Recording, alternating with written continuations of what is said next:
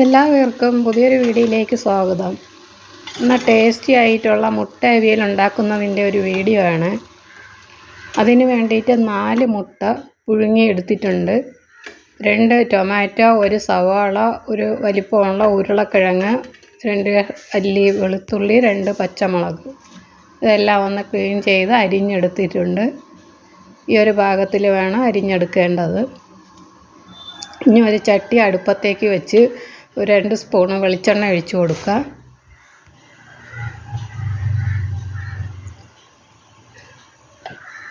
അതിലേക്ക് കുറച്ച് കറിവേപ്പില ഇട്ട് കൊടുക്കാം.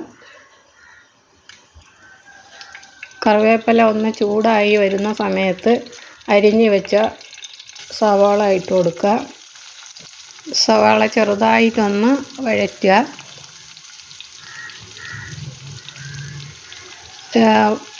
ബ്രൗൺ കളറൊന്നും ആവണ്ട, ചെറുതായിട്ടൊന്ന് ചൂടാവുകയേ വേണ്ടൂ. ഇനി ഇതിലേക്ക് അരിഞ്ഞു വച്ചിട്ടുള്ള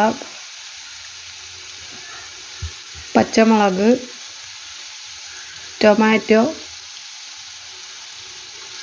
എന്നിവ ചേർത്ത് കൊടുക്കാം.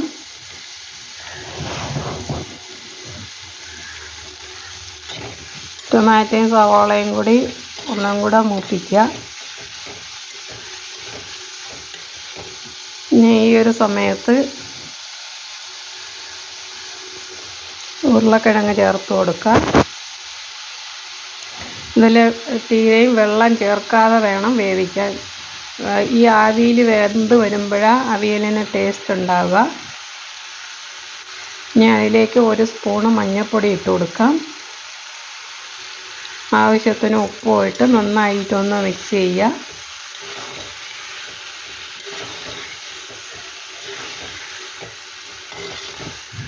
നല്ലപോലെ മിക്സ് ചെയ്തതിന് ശേഷം അടച്ചു വെച്ച് ഒന്ന് വേവിക്കുക. ഇടയ്ക്കൊന്ന് ഇളക്കി നോക്കുക അടി പിടിക്കുന്നുണ്ടോ എന്ന്. ഇനി അതിനുള്ള കൂട്ട് റെഡിയാക്കുക. അതിന് വേണ്ടി ചെറിയൊരു ബൗള് തേങ്ങ എടുത്തിട്ടുണ്ട്, അത് മിക്സിയിലേക്ക് ഇട്ട് കൊടുക്കാം. ഒരു ചെറിയ സ്പൂണ് ജീരകം എടുത്തിട്ടുണ്ട്. ഇനി കുറച്ച് കറിവേപ്പിലയും കൂടി ഇതിലേക്ക് ഇട്ട് കൊടുക്കാം. ഇനി ഇതൊന്ന് കറക്കിയെടുക്കുക. ചെറുതായിട്ടൊന്ന് പൊടിഞ്ഞാൽ മതിയാകും. ഇപ്പോൾ കഷ്ണം എല്ലാം വെന്തിട്ടുണ്ട്. ഇത് ആവിയിൽ വേവുമ്പോഴാണ് നല്ല മണവും ടേസ്റ്റും ഉണ്ടാകുന്നത്.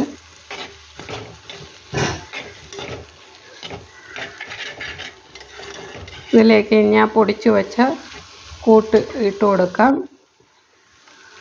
കൂട്ട് ഇടുന്ന സമയത്ത് ആ മിക്സിയിലേക്ക് 1/4 ഗ്ലാസ് വെള്ളം ഒഴിച്ച് ആ വെള്ളം ഇതിലേക്ക് ഒഴിക്കാവുന്നതാണ്.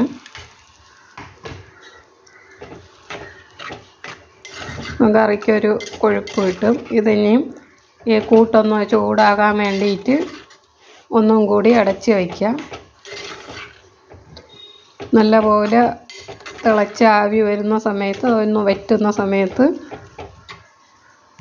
എടുക്കാവുന്നതാണ്. ഈ സമയത്ത് ഒരു സ്പൂണ് മുളക് പൊടിയും കൂടെ ചേർത്ത് കൊടുക്കാം.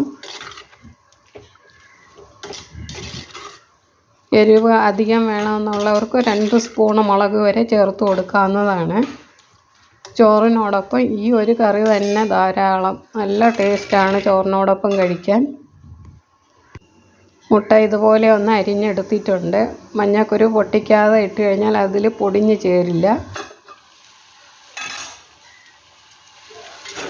ഇപ്പോൾ നല്ല വറ്റി പാകത്തിനായിട്ടുണ്ട്. ഈ ഒരു സമയത്ത് മുട്ട അതിലേക്ക് ചേർത്ത് കൊടുക്കാവുന്നതാണ്. എല്ലാം കൂടി നന്നായിട്ട് മിക്സ് ചെയ്യുക. നന്നായിട്ട് മിക്സ് ചെയ്തതിന് ശേഷം നല്ലപോലെ ഒന്ന് ചൂടാകാൻ വയ്ക്കുക. എന്നിട്ട് സെർവ് ചെയ്യാൻ എടുക്കാവുന്നതാണ്. അപ്പോഴത്തേക്ക് മുട്ടയിൽ കൂട്ടെല്ലാം പിടിച്ച് നല്ല ടേസ്റ്റായിട്ടിരിക്കും. അപ്പോൾ എല്ലാം കൂടി നന്നായിട്ടൊന്ന് മിക്സ് ചെയ്തെടുക്കുകയാണ്. ഇനി ഇതിലേക്ക് ഒരു സ്പൂണ് പച്ച വെളിച്ചെണ്ണയും കുറച്ച് കറിവേപ്പിലയും കൂടി ഇട്ട് കൊടുക്കാവുന്നതാണ്. പച്ച വെളിച്ചെണ്ണ ചുറ്റി ഒന്ന് ഒഴിച്ചു കൊടുക്കുക. കറിവേപ്പില ഇട്ട് കൊടുക്കുക. എല്ലാവർക്കും ഈ വീഡിയോ ഇഷ്ടപ്പെട്ട് കാണുമെന്ന് കരുതട്ടെ. Thank you.